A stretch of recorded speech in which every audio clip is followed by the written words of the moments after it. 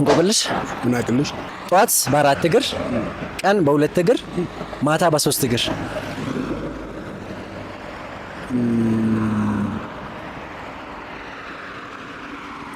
ሰው እኮ አብራራልኝ።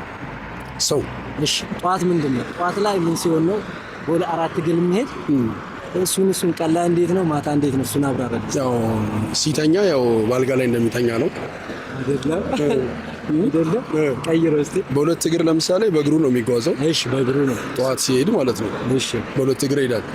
ማታ ላይ ደግሞ ያው ወደ መኝታው ነው የሚሄደውና ሶስት እግሩ እንደነሳ ደስ ሶስት እግሩ ደግሞ ያው እርጅና ምናምን ሲመጣ ድንገት ምናልባት ከዛ ጋር ሊሄድ ይችላል። አግኝታል ሰው እንደሆነማ አግኝታል። ለምሳሌ ጠዋት ላይ ህፃን ስንሆን ህፃን ልጅነት አለ። ኦኬ ያው በዳዴ የሚሄድበት አለ። ያው ገና ሲነሳ አራት እንለዋለን።